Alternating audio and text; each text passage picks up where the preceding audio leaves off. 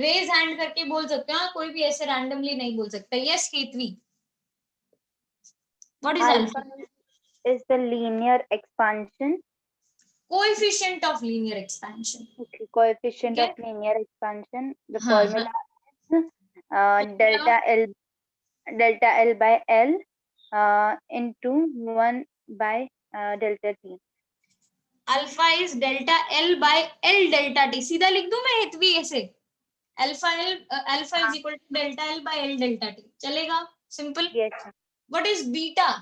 हेतवी के अलावा कोई और बताएगा अभी? What is beta? उदय बताएगा मुझे। उदय, व्हाट इज बीटा? मैम याद नहीं है। याद होना चाहिए, बिना पढ़े क्लास में आते हो, कोई मतलब नहीं है क्लास अटेंड करने का। उदय, मैम एग्जाम्स चल रही थी इसलिए। whatever be the excuse, 10 minute का रिव्यू देना था, नाम ही पूछ रही हूँ मैं, कोई आपसे बड़े बड़े डेरिवेशन थोड़ी ना पूछ रही हूँ, सिर्फ नाम पूछ रही हूँ। हाँ मैम याद नहीं है। मोक्ष, ma'am coefficient of superficial expansion. Coefficient of superficial expansion बड़ा नाम है, एरियल एक्सपेंशन भी बोल सकता है, सरफेस एक्सपेंशन भी बोल सकता है।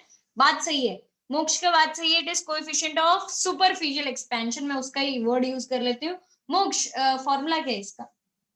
Ma'am delta A by A 1 upon delta T. Delta A by A delta T, वही सीधा। ये हेतवी जैसे टर्म्स में मत जाओ, delta A by A delta T. Next, gamma, Mrinal, gamma, what is gamma?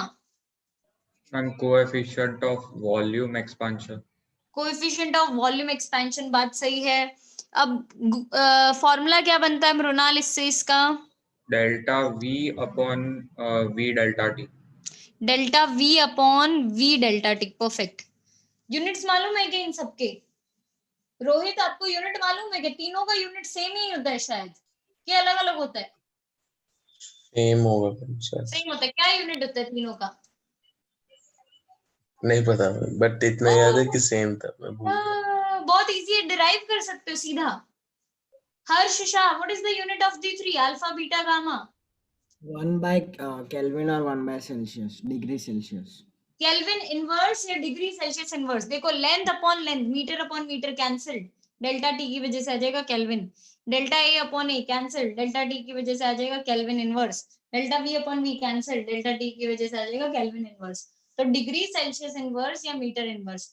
हितवी, good, very good. I like participating people. हाँ, ये इतने एक्टिव पार्टिसिपेशन दिखाते हो, मजा आ जाता है क्लास में। Good Hitvi, very good.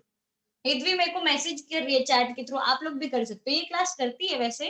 I don't doubt you guys, but still मेरे को अप्रिशिएट करना था तो I did it, right. Next, alpha beta gamma, इन तीनों में मुझे रिलेशनशिप डिराइव करना है। इन तीनों का रिलेशनशिप डिराइव करने के लिए मैं बोलूंगी एक, let's say cube consider, cuboid consider करते हैं अपने।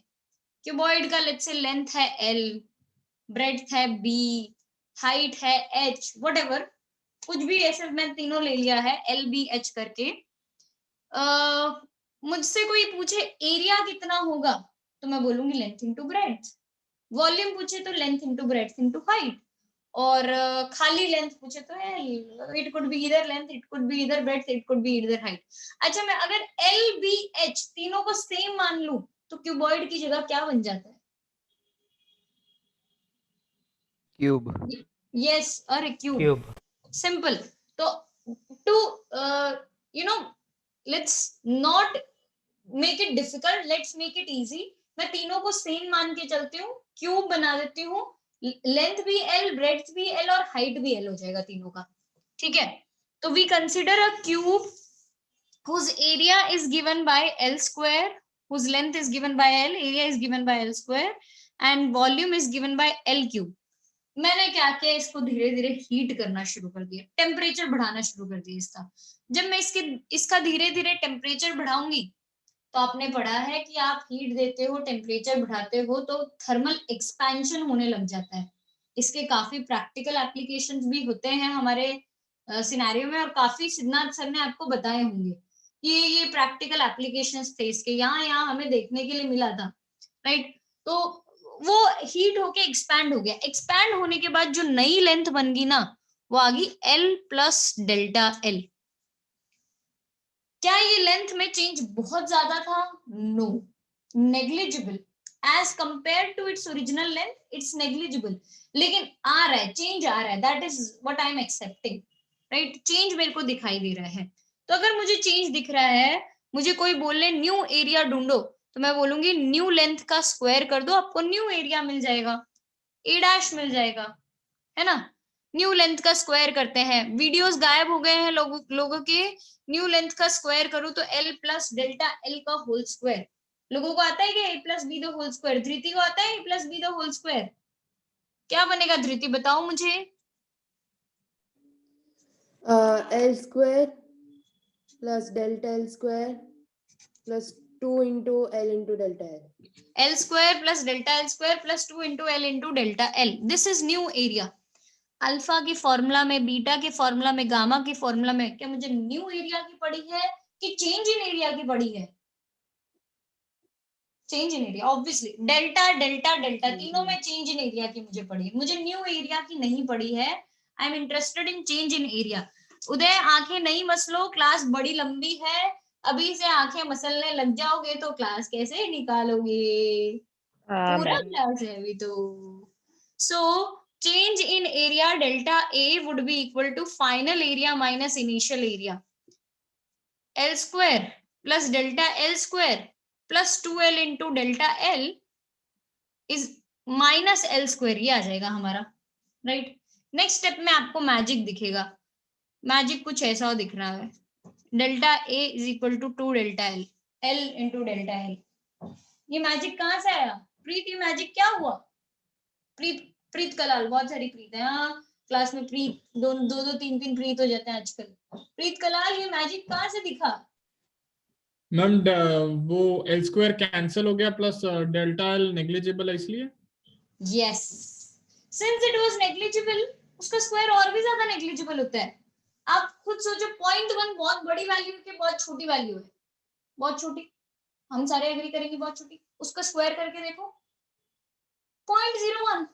अल्ले, मुझे उम्मीद थी स्क्वायर में ज्यादा होएगा या तो और कम होगी वैल्यू, तो और कम हो जाएगा, तो इसलिए मैं बोलूंगी नेग्लिजिबल, इग्नोर्ड।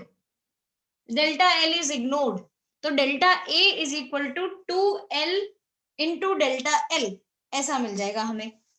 अब ये 2L डेल्टा L की जगह मैं दोनों side delta L delta T और डेल्टा T से डिवाइड कर देती हूँ। डेल्टा T और डेल्टा T से डिवाइड कर दिया मैंने। डेल्टा L की जगह मैं लिख सकती हूँ, डेल्टा L की जगह मैं लिख सकती हूँ L alpha delta T upon T delta T। किसी को कोई दिक्कत इस स्टेप में? मैंने पहले दोनों साइड डेल्टा T से डिवाइड किया और फिर मैंने डेल्टा L का ये फॉर्मूला, इस फॉर्मूला से लिख दिया, delta L is equal to L alpha delta T। ठीक है, यहाँ लिखा, ये डेल्टा T से डेल्टा T कैंसिल। आप बोलोगे मैम क्या मजाक करने के लिए लेकर आए थे क्या इसको? हाँ, वो हो जाता है, कभी कभी मजाक भी हो जाता है। This would be delta A by delta T would be equal to 2L square alpha. Can you tell me what is L square? Area. Yes, Nupur, right. Area. Original area. To be very specific, it is original area. So, alpha, 2 alpha is equal to delta A by L square delta T, which is equal to delta A upon A delta T. Now, what is this known as? What is this known as? बोल दो। Beta था, ये तो beta था भाई। 2 alpha is equal to beta, या beta is equal to alpha by 2, ऐसा भी बन जाएगा।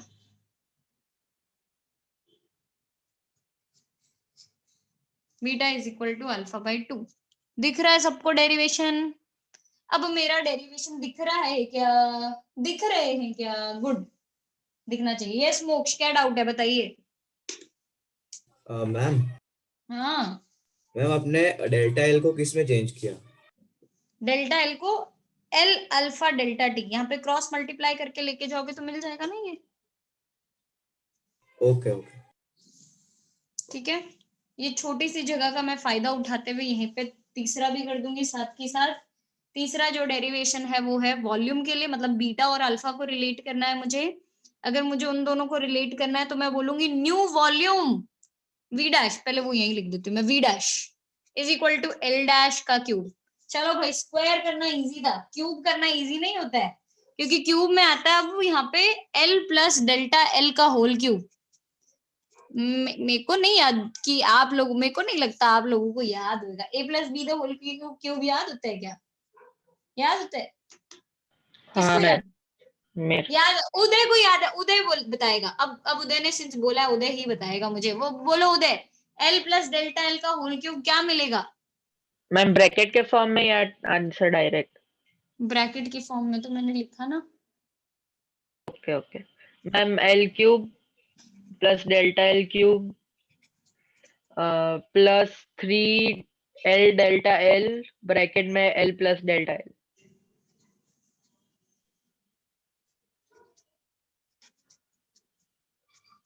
भाई मैं ऐसा लिखूं चलेगा क्या तुझे? हाँ मैम। चलेगा? वो तुमने ओपन करके मैंने वो लिख दिया, ठीक है पूरा। हाँ हाँ मैम। नेक्स्ट स्टेप में फिर से मैजिक होएगा, और ये दूसरी प्रीत पंचाल हमें बताएगी ये मैजिक क्या हुआ। मैं लिख रही हूँ L cube plus 3 delta L into L square. Ma'am delta L negligible था तो उसका क्यूब मैम तो बचेगा ही नहीं, उसके पास कुछ तो। और यहाँ स्क्वायर था मैम, जब हमने पहले ही स्क्वायर को नहीं बख्शा तो यहाँ क्यों बख्शेंगे? वो भी जाने दिया, स्मॉल वैल्यूज इग्नोर्ड। तो ये दोनों, कौन से दोनों टर्म्स? ये और ये टर्म्स इग्नोर्ड। अब हमें, are we interested in new volume? No, we are not. We are interested in change in volume. So change in volume is equal to final minus initial, which implies final is L cube plus 3 delta L whole square. 3 delta L square plus minus L cube. ये भाई साहब से ये भाई साहब भी निकल लिए। Delta V is equal to 3 L square delta L। ऐसा लिखना थोड़ा ज्यादा सही लगता है मुझे, 3 L square delta L। Delta L की जगह क्या सब्स्टिट्यूट करूंगी? गैस करो, क्या सब्स्टिट्यूट करेंगे डेल्टा एल की जगह? बस लोग बोल रहे हैं, वो बोल रहे हैं मैम लिपसिंग से गैस कर लो। दिया शाह प्लीज बोल, अनम्यूट कर ले मैडम, प्लीज प्लीज अनम्यूट कर लो। Yes ma'am, L alpha delta T. L alpha delta T, तो एल आएगा तो ये बन जाएगा 3L cube alpha delta T. अब यहाँ करूंगी तो कचरा हो जाएगा, प्लीज यहाँ तक लिख लीजिए। मैं नेक्स्ट पेज पे लेकर जा रही हूँ आपको, इतनी भी कंजूसी नहीं करूंगी मैं।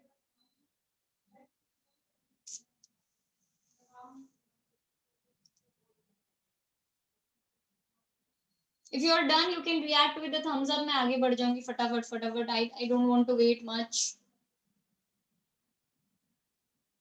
हम 1 minute.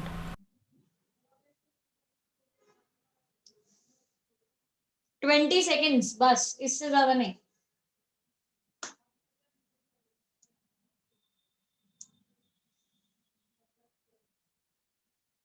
Done ma'am. All right, चलो। Delta V is 3L cube alpha delta T। L cube को क्या लिख सकते हैं हम बताओ? What is L cube? Dhir Shah, what is L cube? Ma'am बीच में फनी फनी चीजों में रोक दिया आपने मुझे। बेटा क्या कर रहे हो? क्या फोन चला रहे हो क्या? हैं? क्या कर रहे थे बताओ तो? कुछ नहीं मैम। और फिर भी इतनी स्माइल फेस पे। कोई बात नहीं धीर, मैं जाने दे रही हूँ, अभी तेरे को इग्नोर कर रही हूँ मैं, देख ले। Thank you. ज्यादा टाइम के लिए नहीं, हाँ? बी एक्टिव इन क्लास और हंसना नहीं ज्यादा। So delta V upon V delta T क्या बन जाएगा अपना?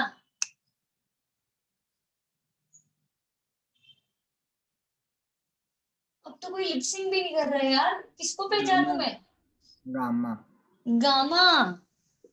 तो gamma is equal to 3 alpha, तो alpha is equal to gamma by 3। तो इन तीनों को रिलेट जब मुझे करने के लिए बोला जाए तो तीनों को कैसे रिलेट किया जाएगा? Alpha is equal to beta by 2 and which is equal to gamma by 3। Vedant हो गया 11.1? हाँ बोल दे तू बस एक बार। हाँ मैम। गुड। चलो 11.2 फटाफट खत्म करो। 10 seconds more. Good good Preet, I got your point. Good 10 seconds more.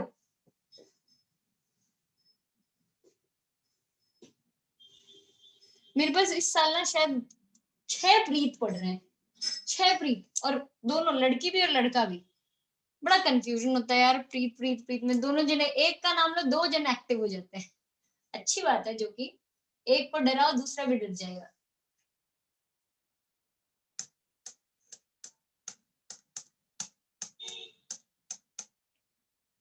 आप लोगों को 11.1 के न्यूमेरिकल्स वीडियो लेक्चर्स के थ्रू पोस्ट हो चुके हैं। कल मैसेज आप लोगों ने रीड किया होगा, कल था कि आज था, आई डोंट नो, लेकिन हाँ मैसेज मैम। पोस्ट हो चुका है।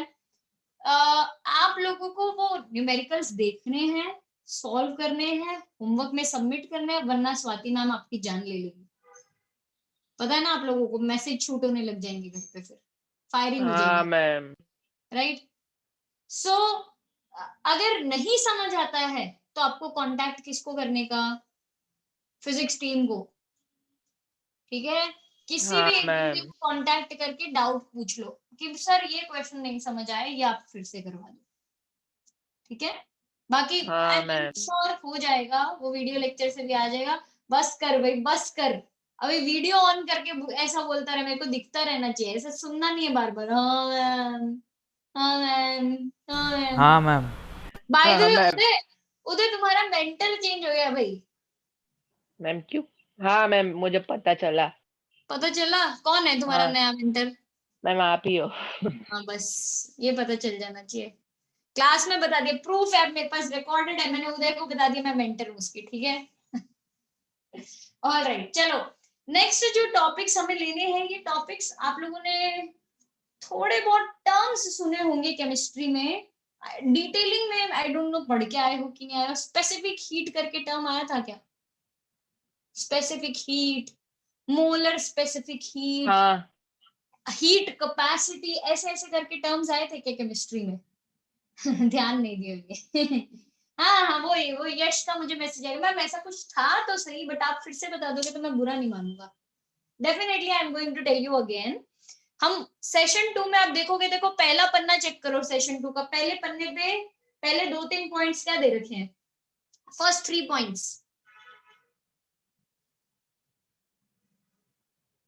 Specific heat, molar specific heat, heat capacity, यही दे रखे होंगे 2-3 पॉइंट्स पहले तो। और इसी पे पूरी कहानी आगे भी चलती जाएगी, पूरी कहानी इसी पे चलती जाएगी। अगर किसी ने कल मेरे से चैप्टर 13 अटेंड किया है तो वहां पे भी हमने स्पेसिफिक हीट बहुत बार लिखा था, उसमें भी molar specific heat specifically, right? वही चीज हम यहाँ पे भी करने वाले हैं। हम डेफिनेशन से पहले डील करेंगे कि डेफिनेशंस क्या क्या है, और डेफिनेशंस में ज्यादा डिफरेंस नहीं है, तीनों की डेफिनेशन ऑलमोस्ट सेम ही मिलेगी, सिर्फ एक एक टर्म को छोड़ के। पहले आप लोग वो 3 डेफिनेशन, सिर्फ पूरा पूरा पेज नहीं, वो तीनों डेफिनेशंस रीड करो and identify what is the difference between the 3। तीनों सिर्फ डेफिनेशन, मतलब उनके पहले पहले पॉइंट्स जो हैं वो रीड करो और बताओ कि डिफरेंस क्या है तीनों में।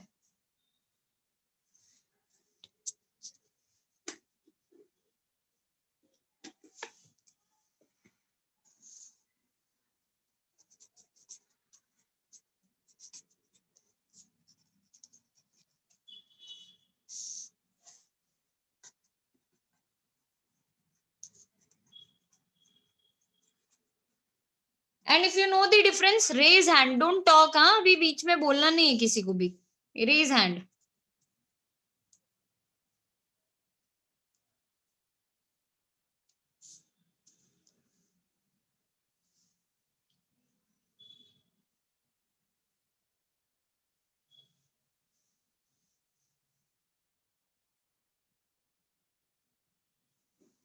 Aditya Desai, I give you the chance to state the differences between the 3.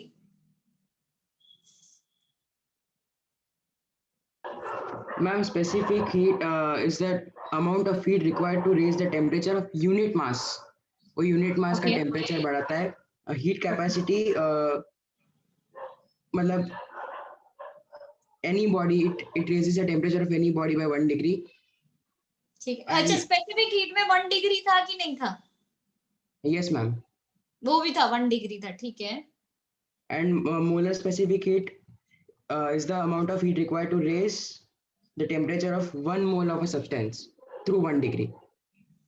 Good. तीनों में देखो, मैंने आपको जैसे बताया था 1 वर्ड डिफरेंस ही मिलेगा.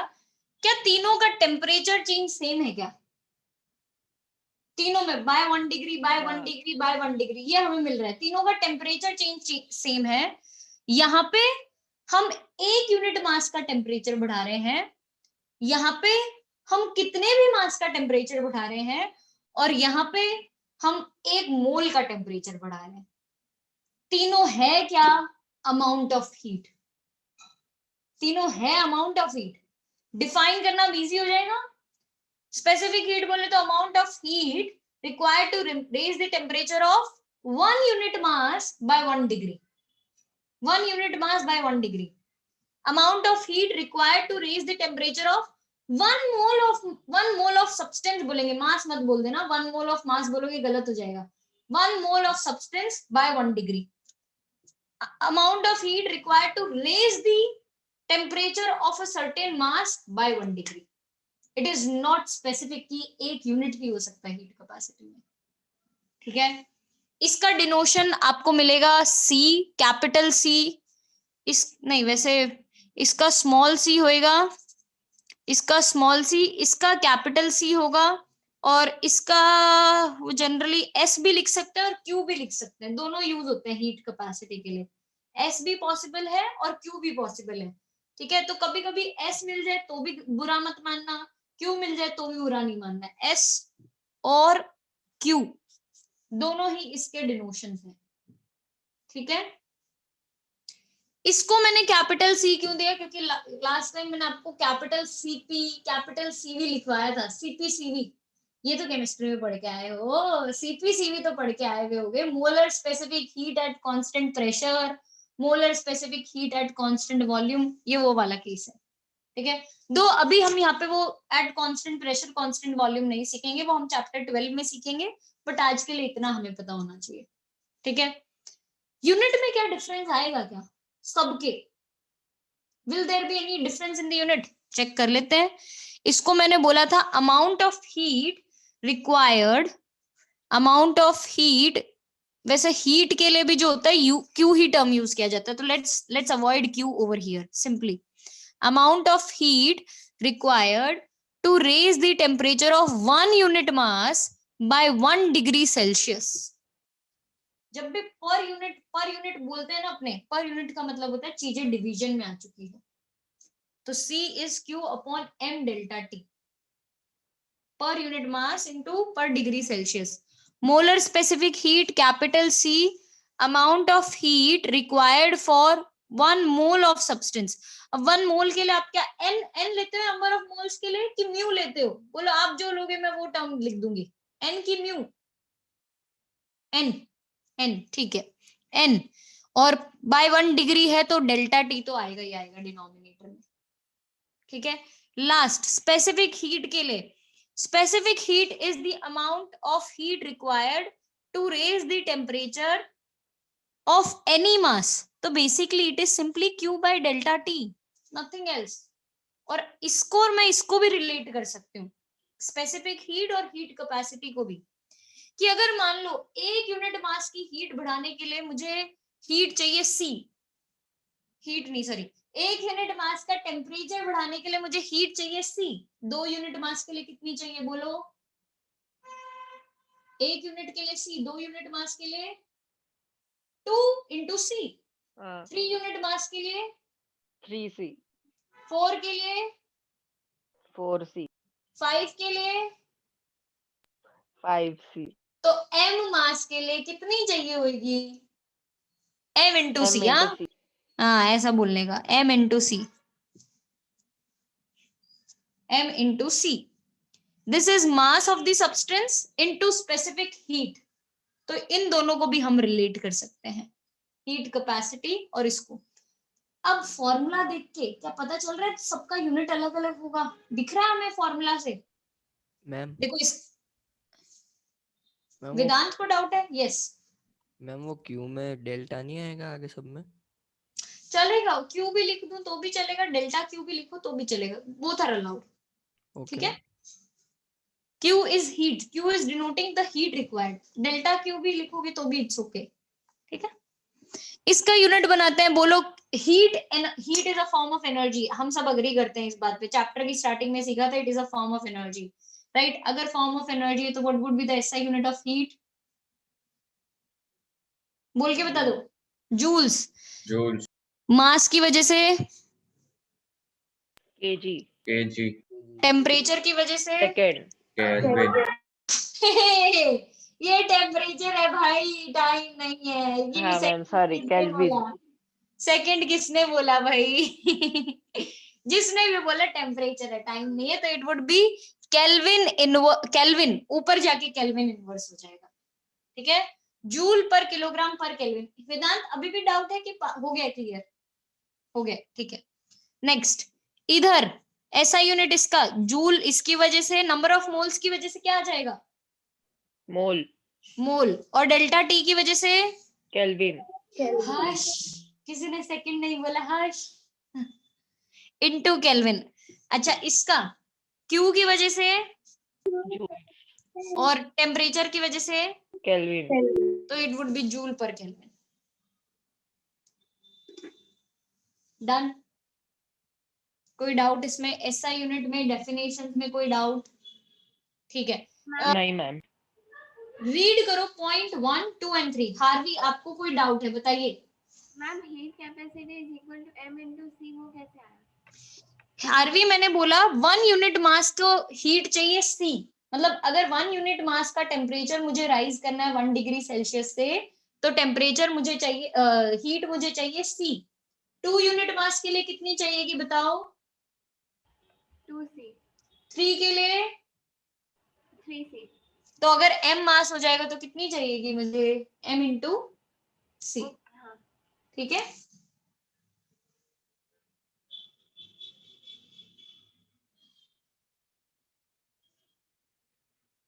दर्श Shah, Yes, ma'am. though I like your DP but it is taking me far from you, so please या तो अपनी शक्ल दिखाओ या ये डीपी हटा दो। गुड। यस मृणाल बोलिए। क्या अभी करने को बोला? Read point 1, 2, 3। उसमें मैंने सारे पॉइंट्स नहीं कवर किए हैं, तो जो पॉइंट मैंने नहीं कवर किए वो आप रीड करो, फिर मैं क्वेश्चन पूछूंगी, क्योंकि आप जब बोलोगे कि मैम कोई डाउट नहीं है तो मैं सवाल पूछूंगी, और सवाल पूछूंगी तो आप फंसने नहीं चाहिए फिर वहां पे, या तो आप डाउट पूछ लो या मैं सवाल पूछूंगी, दोनों में से कोई एक चीज। ओके, ठीक है,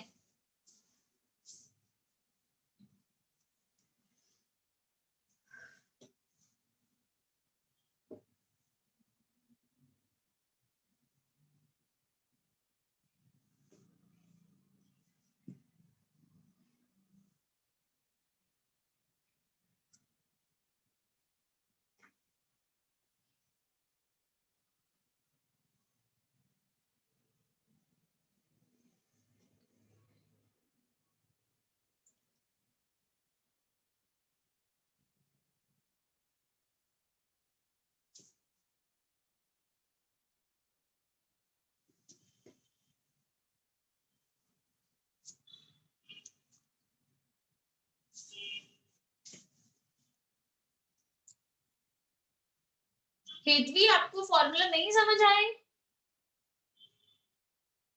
हीट कैपेसिटी का मैम एक बार समझाना। हीट कैपेसिटी हमने बोला था amount of heat required by any mass to raise the temperature by 1 degree Celsius. अगर मैंने 1 डिग्री बोल दिया मतलब पर यूनिट डिग्री सेल्सियस से मैं चेंज कर रही हूँ, amount of heat is Q, पर डिग्री के लिए नीचे आ गया डेल्टा टी, तो क्यू बाई डेल्टा टी। ठीक है, और वो m इंटू सी तो अभी मैंने हार्वी को जो क्लियर करवाया था, हो गया आपको वो वाला फॉर्मूला? Yes ma'am. ठीक है, गुड गुड।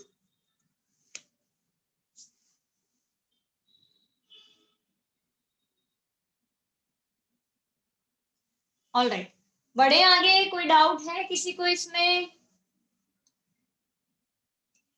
कोई डाउट किसी को? No ma'am. गुड। अच्छा, आप लोगों को ये मालूम है कि जब हम हीट देते हैं किसी ऑब्जेक्ट को तो उसका एक्सपेंशन हो सकता है, राइट?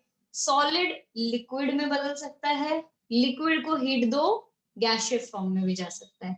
तो ये सारे जो हम बोल रहे हैं ना कि एक सॉलिड लिक्विड में बदलना, लिक्विड गैसियस फॉर्म में बदलना, मतलब मैं क्या चेंज करवा रही हूँ उनकी स्टेट। 9th स्टैंडर्ड में शायद पहला चैप्टर था स्टेट्स ऑफ मैटर, 9th में, do you remember? States of matter में हमें तीन स्टेट्स पढ़ाए जाते थे, सॉलिड, लिक्विड और गैसियस। लेकिन उसके बाद था दो और स्टेट्स आजकल आए हुए थे, नए नए जो स्टेट्स थे जो हमारे सिलेबस में बाहर थे। वो साइन कंडेंसेट। परफेक्ट, मेरे को बोलने की जरूरत ही नहीं है, या मेरा लेक्चर ये लोग ले सकते हैं, ठीक है, गुड। सो ये दो स्टेट्स और थे, हम ये दोनों आज भी नहीं पढ़ेंगे। No, we are not ready to study it yet, right? ना प्लाज्मा पढ़ेंगे, ना Bose, Einstein, condensate. I always fluctuate while saying this words, right? लेकिन उसको वो ऐसा नाम होता है ना, BEC करके भी मैं लिख सकती हूँ, आई use that term, right?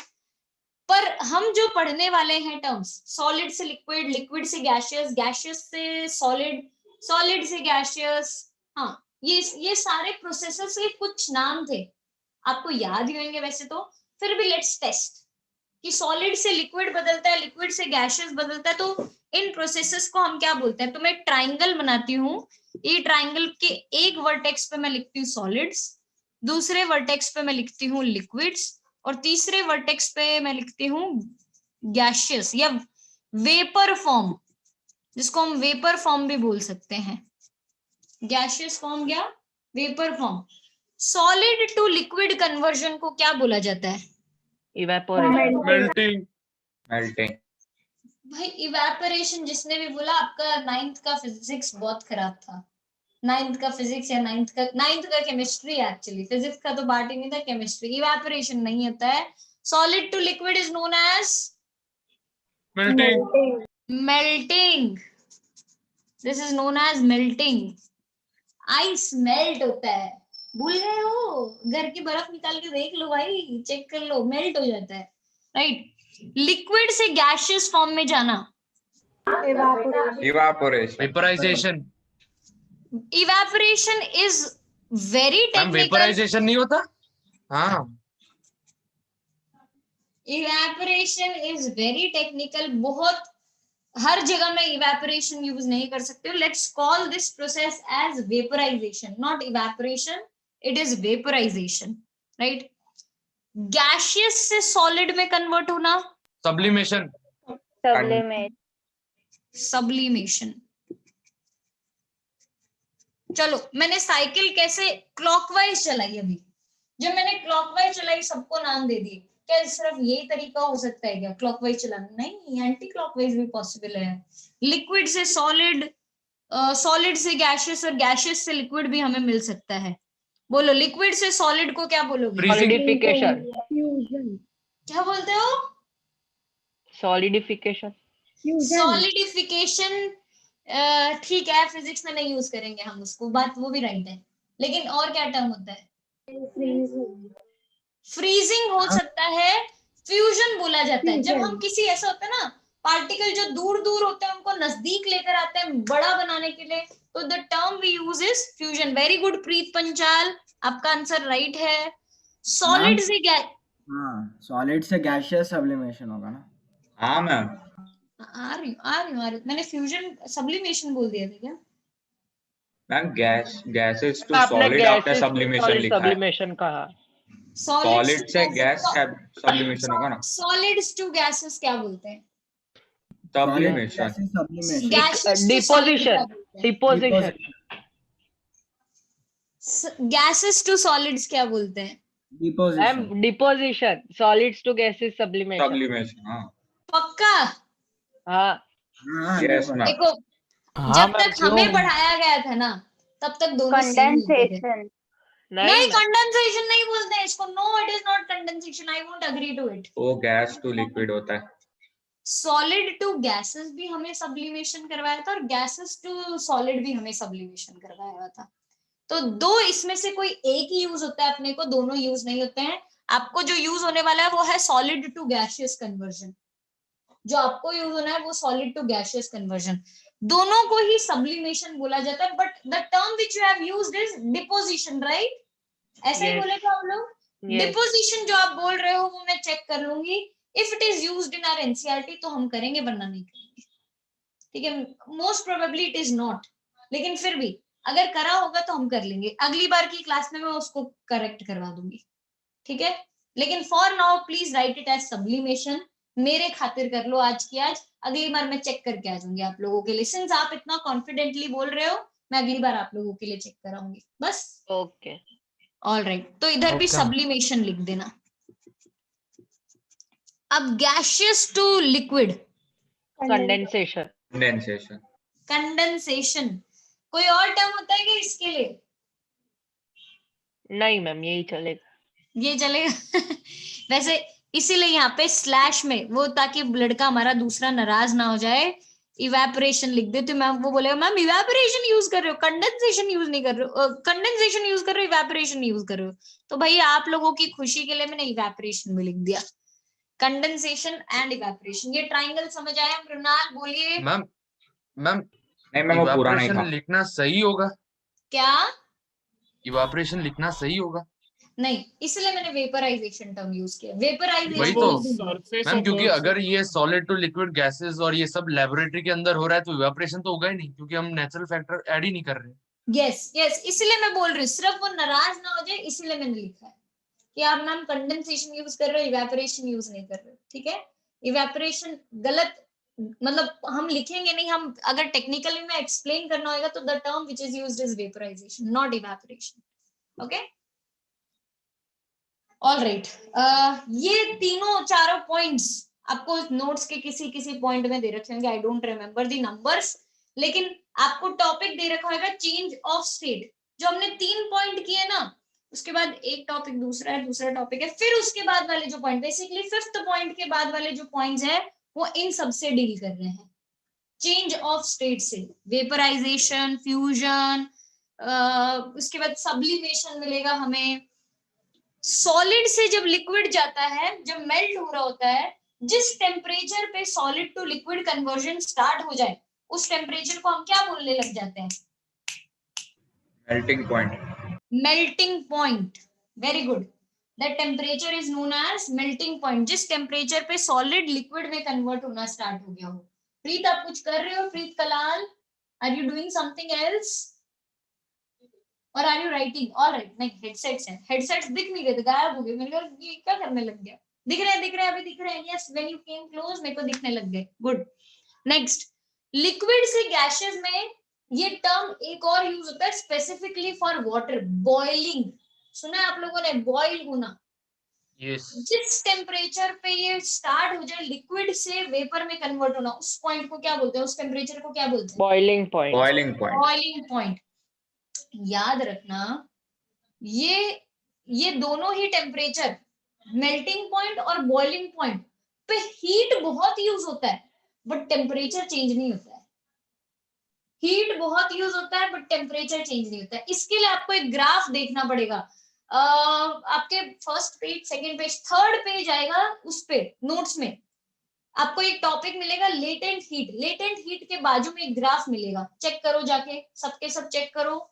Latent heat के बाजू में एक ग्राफ का कुछ ऐसा नेचर होगा, टेम्परेचर वर्सेस हीट का ग्राफ दे रखा होगा आप लोग को, टेम्परेचर वर्सेस हीट का। मैं शेप आपको साथ में ड्रॉ भी करके दिखा देती हूँ।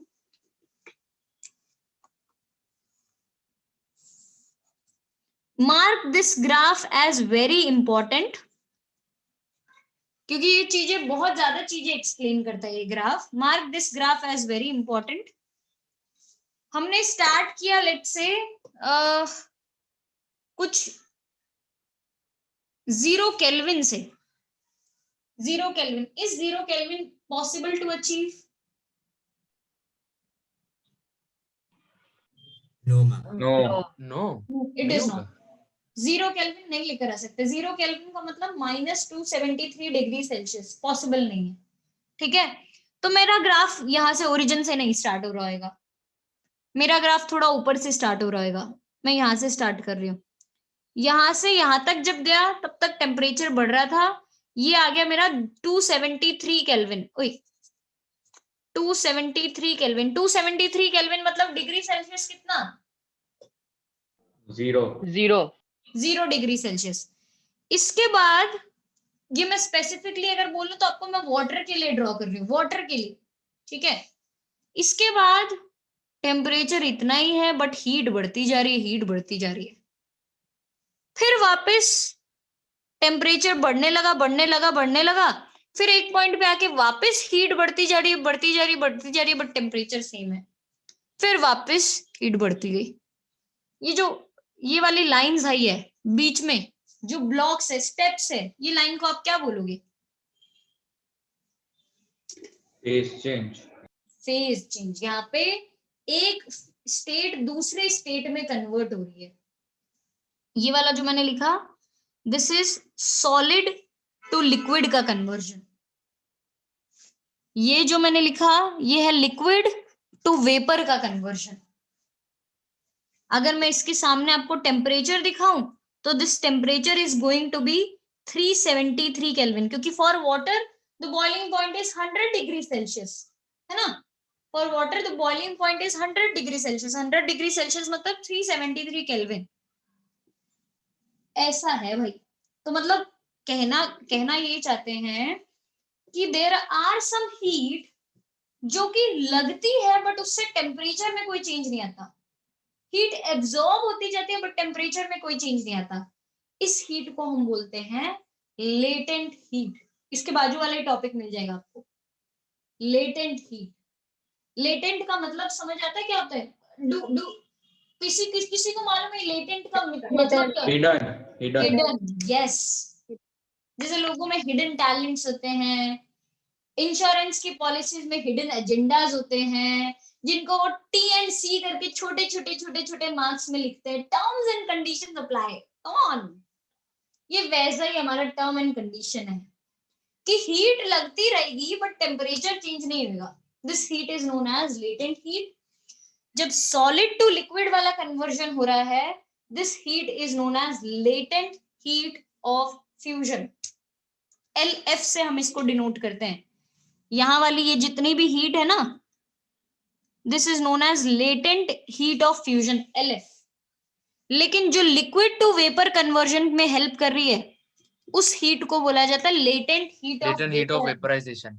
Yes, latent heat of vaporisation. कोई आपसे पूछे लेटेंट हीट है क्या, तो आपको बताने का it is the amount of heat required by any mass. यहाँ पे पर यूनिट मास का कोई सिनेरियो नहीं है भाई।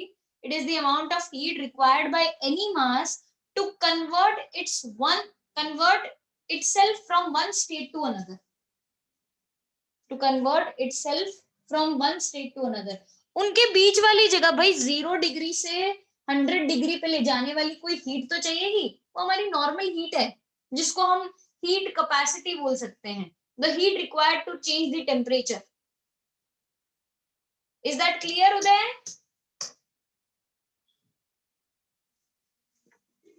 हाँ ना, कुछ तो बोलो। इसको सिंपली मैं कैपिटल Q से डिनोट कर सकती हूँ। इसको अगर आपको फाइंड करना पड़े कैपिटल Q कितना है, आप बोलना M into C into delta T, capital Q आ जाएगा। आपको फाइंड करना हो लेटेंट हीट की वजह से कितनी हीट यूज हो रही है, हीट एनर्जी कितनी यूज हो रही है, it is mass into latent heat. ये Q1, सॉरी ये Q1, ये Q2 और Q3 अगर मुझे चाहिएगा तो Q3 में भी हम लिख सकते हैं M into LV, M into LV। Yes, I can define latent heat again। Latent heat का मतलब है the amount of heat required to change the state of change the state of नहीं यार, सेंटेंस नहीं बन रहा है मुझसे। It is the amount of heat required by per one unit mass to convert itself from one unit to another। One state to another, 1 unit बोल दिया, 1 state to another.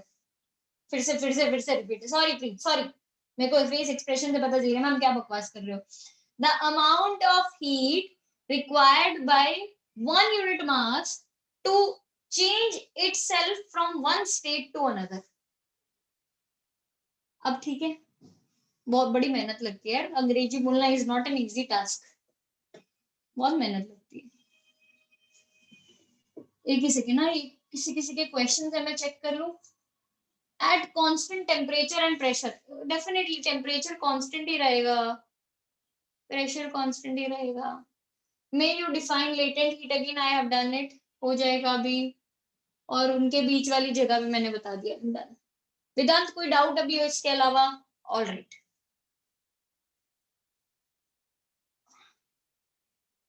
प्रीत कलाल आपको कोई डाउट है? कहाँ हो रहा है टेम्परेचर चेंज? डेफिनेटली 0 से ऊपर तक मैं लेके जा रही हूँ, बट जब ये वाला टाइम है, क्या इसमें कोई टेम्परेचर चेंज है? नहीं। ये वाला टाइम है, क्या इसमें कोई टेम्परेचर चेंज है? नहीं, नो टेम्परेचर चेंज, राइट। तो जब हम बोलते हैं ना स्टेट में चेंज आता है तो टेम्परेचर चेंज नहीं होता, फिर भी हीट यूज हो रही है। वो हीट क्या है? हिडन हीट, इसीलिए उसको नाम दिया लेटेंट हीट। अगर सॉलिड टू लिक्विड है तो लेटेंट हीट ऑफ फ्यूजन, अगर लिक्विड टू वेपर है लेटेंट हीट ऑफ वेपराइजेशन, ठीक है। हश, इसको अगर मैं मैथमेटिकली लिखने जाऊं, जैसे मैंने बाकी सारे फॉर्मूला लिखे हैं, तो mathematically latent heat is equal to amount of heat required per unit mass. क्या इसमें टेम्परेचर चेंज हो रहा है? नहीं, डजंट मैटर। तो Q by M is the simple formula. मुझे कोई ऐसा यूनिट बता दो, क्या होएगा? हीट का ऐसा यूनिट क्या होएगा? जूल। मास का ऐसा यूनिट? केजी। तो ऐसा यूनिट बन जाएगा जूल पर केजी।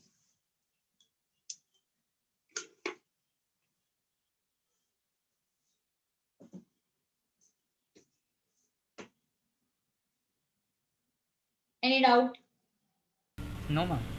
इस बात को समझने के लिए I would ask you to, सिर्फ हम पूरा सॉल्व नहीं करेंगे न्यूमेरिकल, लेकिन मैं एक न्यूमेरिकल आपको करवाने का मतलब बेसिक आइडिया दे दूंगी कि हम वो कैसे करेंगे। आपके होमवर्क शीट में, इसी होमवर्क शीट में 11.2 में कोई क्वेश्चन होएगा जिसमें -12 डिग्री आइस को हमें वेपर में कन्वर्ट करना है। क्या वो कोई क्वेश्चन रीड करके बता सकता है? I don't know the number of question, but ऐसा क्वेश्चन है। प्रीत आपको मिल गया? प्रीत Panchal, can you read the question and please tell the number also of the question? Yes, ma'am. Question 10. Okay. Calculate the heat required to convert 3 kg of ice at -12 degrees Celsius kept in a calorimeter to steam at 100 degrees Celsius at atmospheric pressure. Given specific heat capacity of ice is 2100 joules per kg per Kelvin. Specific heat capacity of water is 4186 joules per kg per Kelvin. Latent heat of fusion of ice is 3.35 into 10 raised to 5 joules per kg. Latent heat of steam is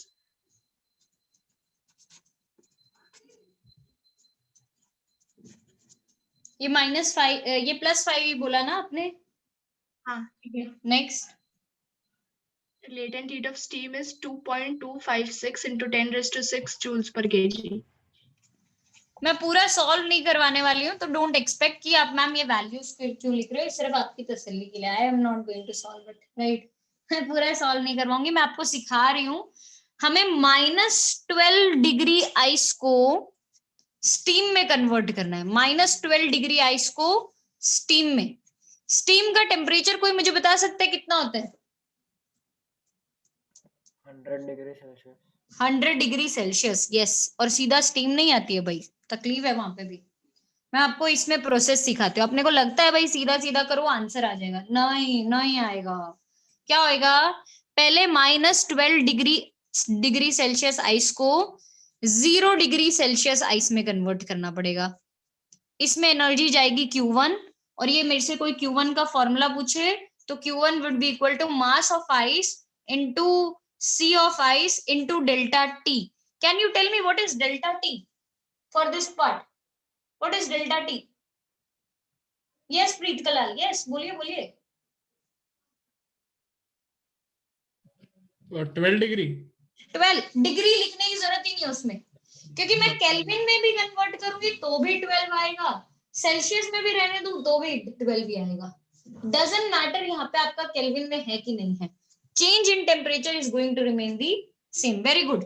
तो यहाँ पे delta T हो जाएगा 12. बाकी सब values आपको question में given है. ठीक है. फिर 0 डिग्री आइस को मुझे 0 डिग्री सेल्सियस वाटर में कन्वर्ट करना पड़ेगा. इसके लिए मुझे हीट चाहिएगी Q2. जब मुझे Q2 हीट चाहिए तो Q2 में क्या हीट का फॉर्मूला लगेगा, कोई बता सकता है? What would be the formula for heat? M delta F. No, M delta कुछ नहीं होगा. MLF. MLF. यस, MLF. ये हम आइडियल सिचुएशन लेके चलते हैं कि जितनी मास ऑफ आइस होगी उतना ही मास ऑफ वाटर प्रोड्यूस हो रहा होगा. तो अगर 3 किलो की आइस थी तो 3 किलो वाटर मुझे मिल रहा होगा. राइट. तो 3 into latent heat of fusion जो हमें दे रखा है. ठीक है. सेकेंड जो हीट मुझे चाहिए कि वो है 0 डिग्री सेल्सियस वाटर को 100 डिग्री सेल्सियस वाटर बनाने में, विच इज Q3.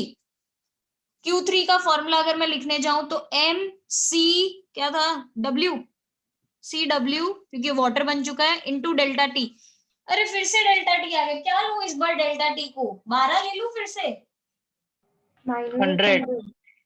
100 आ जाएगा. अब 100 डेल्टा आ जाएगा. 100 डिग्री सेल्सियस से मुझे उसको चेंज करना है. एंड लास्ट आएगा 100 डिग्री सेल्सियस वाटर को 100 डिग्री सेल्सियस स्टीम बनाना है. तो 100 डिग्री सेल्सियस वाटर को 100 डिग्री सेल्सियस स्टीम बनाने के लिए Q4 हीट. Q4 का क्या फॉर्मूला बनेगा अल्टीमेटली?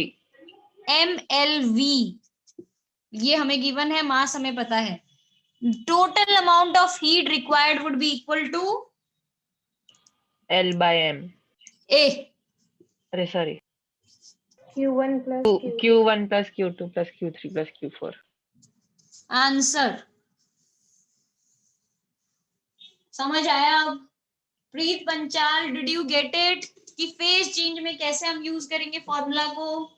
दिया शाह, हर्ष शाह, रेनी भट्ट, शनोफी.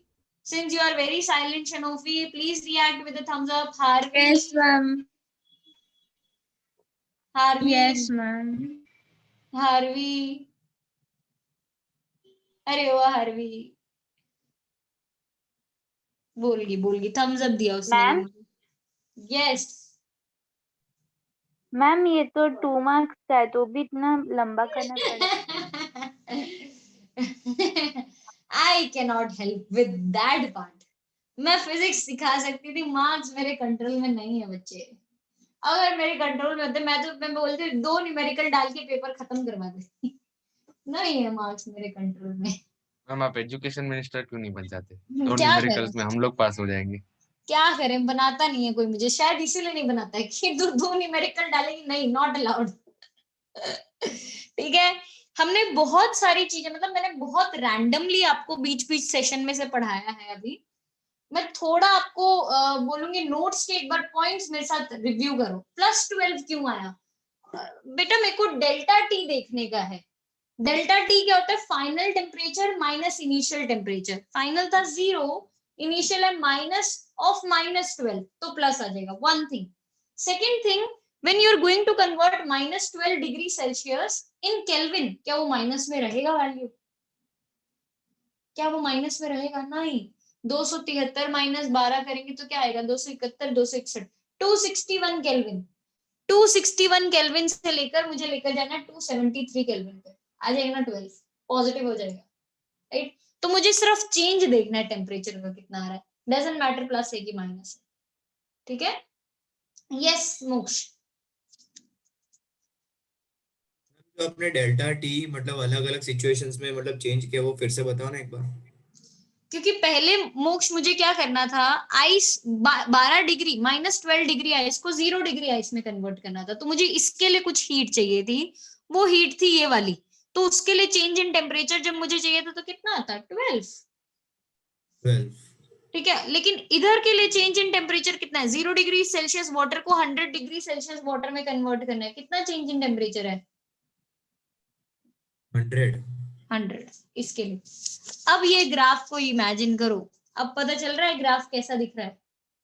ये था मेरा 12 degree -12 degree ice, 0 degree ice, 0 degree water, 100 degree water, 100 degree steam.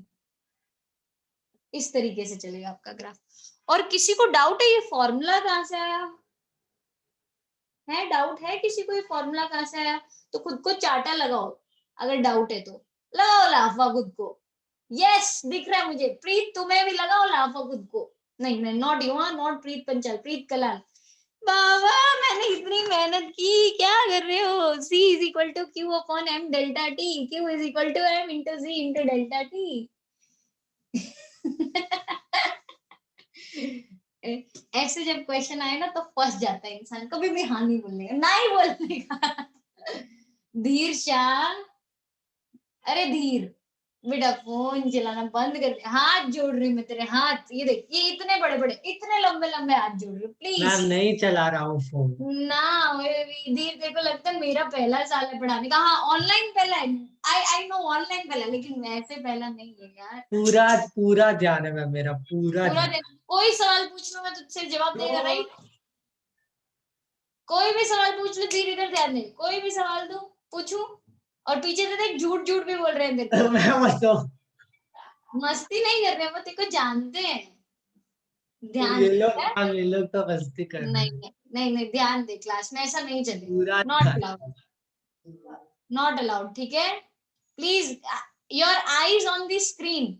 नीचे क्यों है? नीचे क्या पढ़ रहे, क्या लिखा हुआ है वहां पे? मुझे बता दे या तो क्या लिखा हुआ है। नहीं ऐसा तो नहीं है, मैंने नोट्स पढ़ने के लिए, लोग तो बाकी सारे मेरी तरफ देख रहे हैं और तू बोल रहा नीचे ज्यादा मैम इंपॉर्टेंट है।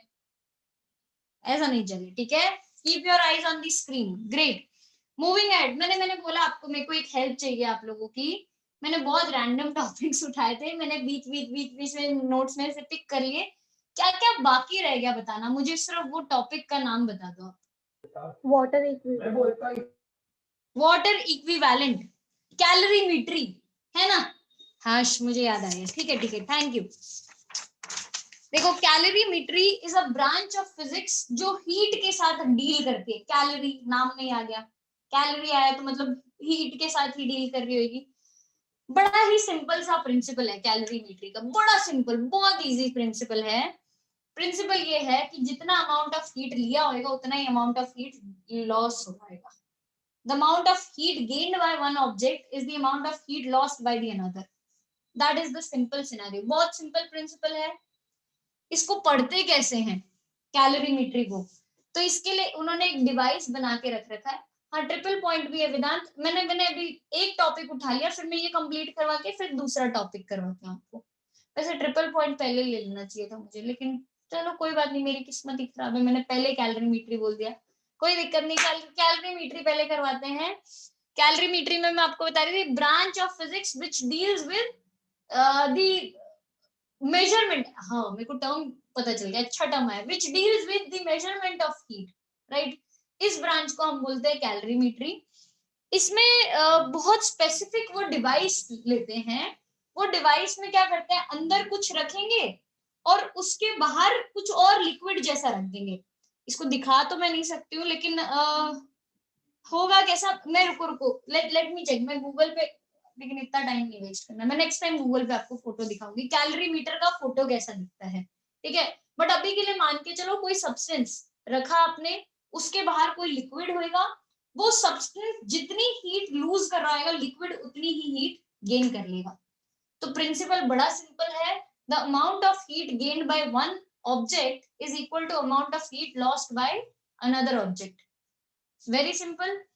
इसमें हम जो बाहर में लिक्विड यूज करते हैं ना, वो जनरली वाटर इक्विवेलेंट होता है, वाटर होता है, वाटर इक्विवेलेंट नहीं, वाटर होता है। अब इससे ऊपर जस्ट आपको टर्म आया था जिसमें आपने मुझे बताया water equivalent is one term, है ना? वाटर इक्विवेलेंट को समझना जो है थोड़ा कॉम्प्लिकेटेड हो सकता है, बट कोशिश करो समझने का कि अगर मान लो लेट्स से मेरे पास एक ऑब्जेक्ट है, कोई ऑब्जेक्ट दिख रहा है मेरे around, sketch pen, sketch pen is one object for me, ठीक है। इसको क्यू अमाउंट ऑफ हीट की जरूरत पड़ रही है, क्यू अमाउंट ऑफ हीट की जरूरत पड़ रही है। मैं 2 मिनट वीडियो बंद रखती हूँ। यहाँ पे मेरे को लिखा रहा है इंटरनेट कनेक्शन इज अनस्टेबल, मेरा ही अनस्टेबल हो जाएगा तो पता नहीं चलेगा कैसे फिर। तो क्यू अमाउंट ऑफ हीट की इसको लेट से जरूरत पड़ रही है to raise its temperature by let say delta T. क्या डेल्टा टी को कोई मैंने फिक्स्ड वैल्यू दिया है? 1 degree, 2 degree, 3 degree, 4 degree, is it any fixed value? No, कोई रैंडम वैल्यू। आपको बोलो आपको क्या पसंद है, मैं वो रख देती हूँ। 7 रख दूं? लोगों का फेवरेट नंबर होता है जनरली 7, ठीक है। 7 डिग्री सेल्सियस से हम इसको बढ़ा रहे हैं, हाँ, because of Ronaldo, because of MS Dhoni, उनकी वजह से वो फिक्स नंबर, अच्छा ना, फेवरेट नंबर होता है 7। और अभी सोनाली मैम के 7 ब्रांचेस हो रहे हैं तो उसकी वजह से और 7, राइट। सो 7 डिग्री सेल्सियस से लेट्स से मैंने स्केच पेन को क्यू अमाउंट ऑफ हीट दिया और उसका टेम्परेचर बढ़ा दिया बाय 7 डिग्री सेल्सियस। मेरे पास दूसरी साइड है वाटर। वाटर का मास मुझे नहीं पता है क्या है, बट इसका टेम्परेचर भी मुझे 7 डिग्री सेल्सियस से बढ़ाना है। और ये 7 डिग्री सेल्सियस से बढ़ाने में इसको हीट लगनी चाहिए क्यू ही। हीट भी कितनी लगनी चाहिए? क्यू।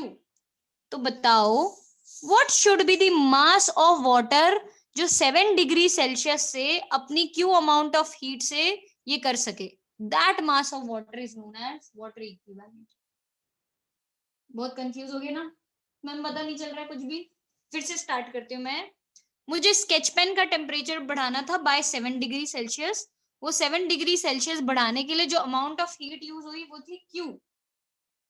7 डिग्री सेल्सियस से धीर स्केच पेन का टेम्परेचर 7 डिग्री सेल्सियस बढ़ाना है, उसके लिए जो अमाउंट ऑफ हीट यूज हुई क्यू।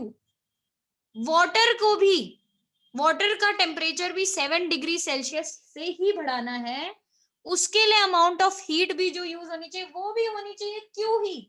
तो बताओ कितना मास ऑफ वाटर लगेगा? वो पता नहीं है मुझे, आई डोंट नो, बट वो मास ऑफ वाटर को हम बोलेंगे वाटर इक्विवेलेंट। वो मास ऑफ वाटर को हम बोलेंगे वाटर इक्विवेलेंट। डेफिनेशन पढ़ोगे अब तो समझ आएगा। इसको डिफाइन उन्होंने किया होगा, water equivalent is the mass of water that will require the same heat as required by a certain body for having the same rise in temperature। कुछ ऐसा सही। अगर आप लोगों को मेरी आवाज ब्रेक होती हुई सुनाई दे तो प्लीज लेट मी नो, ठीक है। मैं फिर से रिपीट करती हूँ, मैं इसी को देख के रिपीट कर रही हूँ। Water equivalent is the same, क्योंकि मेरे को इसी ऐसे ही तरीके से याद रहता है। आप लोगों का आई डोंट नो कोई तरीका अलग होगा तो उससे याद कर लेना। Water equivalent is the amount of mass of water which requires the same amount of heat as by the certain other object to raise its temperature by same degree Celsius. To have the same rise in temperature, that would be better. To have the same rise in temperature. कहाँ use होएगा? Numericals में। Numericals में theory नहीं पूछेंगे, definition नहीं पूछेंगे इसका। और कैलोरीमेट्री में इसका बड़ा फायदा लिया जाता है कि कितना वाटर डालने का है। संजना लास्ट 10 मिनट्स, हिम्मत रखो।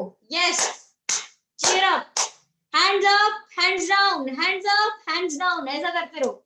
यस मोक्ष, ये पता नहीं चला, फिर से बता सकते हो? डेफिनेशन रिपीट करूं कि पूरा कॉन्सेप्ट रिपीट करूं? कॉन्सेप्ट बता दो, डेफिनेशन तो समझ आ जाएगी बाद में। मैंने कॉन्सेप्ट ये बताया कि लेट्स से मेरे पास स्केच पेन था, स्केच पेन को मैंने क्यू अमाउंट ऑफ हीट दिया, क्यू अमाउंट ऑफ हीट देने से उसका टेम्परेचर 7 डिग्री सेल्सियस बढ़ गया, ठीक है। अब मुझे वाटर का भी टेम्परेचर जो बढ़ाना है वो 7 डिग्री सेल्सियस बढ़ाना है और उसको हीट भी उतनी ही देनी है। अगर मुझे हीट उतनी देनी है तो मुझे इसके मास में वेरिएशन करना पड़ेगा। वो मास जो इतनी हीट से इतना टेम्परेचर बढ़ा सके, वो मास को मैं बोलूंगी वाटर इक्विवेलेंट। ओके, ठीक है। एनी अदर डाउट किसी और को? नहीं समझ आया तो पूछ सकता है भाई। क्या यूनिट होएगा, कोई बता सकता है वाटर इक्विवेलेंट का यूनिट क्या होगा? यस दिया, very good Diya Asha, it would be KG. Yes, mass of water है। अगर इसका नहीं पता होता मैं फिर से 11th पढ़ना शुरू करवा देती। चलो वहां जो वापस 11th में। मास ऑफ वाटर वाटर इक्विवेलेंट का ऐसा unit is 11 degree 7 degree Celsius is KG. पता नहीं क्या क्या बोल दूंगी मैं, लेकिन मेरा भी एक लेवल आ गया अभी। लास्ट टॉपिक, इसके बाद जो थोड़ा थोड़ा बाकी रह जाएगा वो खत्म अपने नेक्स्ट क्लास में करेंगे। लास्ट मैम अब टॉपिक 3 ही मिनट बाकी है। हाँ तो last topic is triple point. 3 he minute में हो जाएगा। Triple point is a very specific temperature.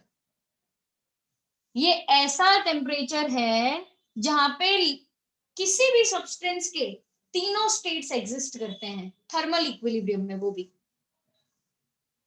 तीनों स्टेट्स, सॉलिड, लिक्विड, गैसियस। आपने देखा है कभी कि आप आइस में से धुआं निकल रहा होता है? देखा है कभी? वो धुआं नहीं होता, वो स्टीम होती है, वो वेपर फॉर्म होता है वाटर का, और साथ में नीचे पानी भी गिरा हुआ होता है, पानी भी होता है और आइस भी होती है और धुआं भी निकल रहे होते हैं। इस टेम्परेचर को हम बोलते हैं ट्रिपल पॉइंट। तो triple point is that point where solid, liquid as well as gaseous form of a substance exist in thermal equilibrium. All three exist at one temperature. For water it is 0.01 degree Celsius. याद रखना, for water it is 0.01 degree Celsius. अच्छा 0.01 degree Celsius को kelvin में कितना बोलेंगे? Negligible. लगाऊंगा 273.16 kelvin, क्योंकि actually 0 degree Celsius is equal to 273.15 kelvin if I have to be very precise. Precision के साथ करूं तो 273.15, तो 0.01 डिग्री सेल्सियस इज 273.16 केल्विन। ऐसा हो जाएगा। मैम 0.1.16 नहीं होना चाहिए क्या? 0.1 डिग्री सेल्सियस ही 273.16 नहीं होना चाहिए। 0.1 हो जाएगा 273.25। ओके। आप सोचो ना, अगर 0 डिग्री सेल्सियस इतना है, बेसिकली मुझे ऐड क्या करना है? 273.15 ना, ऐड कर दो इसमें, बहुत बड़ा एडिशन नहीं है। हाँ मैम, है ना? This is triple point of water, ice, steam, ऐसा कुछ भी बोल सकते हैं, लेकिन ट्रिपल पॉइंट ऑफ वाटर लिख दूंगी मैं। ठीक है, इसके बाजू में एक ग्राफ भी ड्रॉ करके दे रखा आपको। वो ग्राफ हमारे टेक्स्ट बुक का ग्राफ है, गंदी सी शेप वाला ग्राफ है ना, वो टेक्स्ट बुक का ग्राफ है, वो आपको देख लेने का है। इसके अलावा शायद एक एक दो टॉपिक बाकी रह सकते हैं, आई am not sure. May be effect of pressure on melting point है एक, तो एक effect of pressure on boiling point है, दो तो मुझे याद ही है। और भी रह गया हो, don't worry about it, we are going to complete it in next class. Next class में पहले मुझे 10 मिनट चाहिए थे, अब 20 मिनट चाहिए। 20 मिनट्स में ये चैप्टर खत्म हो जाएगा, और ये चैप्टर खत्म करवाने के बाद अपने क्या स्टार्ट करेंगे? 11.3 चैप्टर खत्म करके मैं 11.3 स्टार्ट करूंगी। कैसे Sorry. पगलों की जैसी बातें कर रहा है? 12th chapter. 12th chapter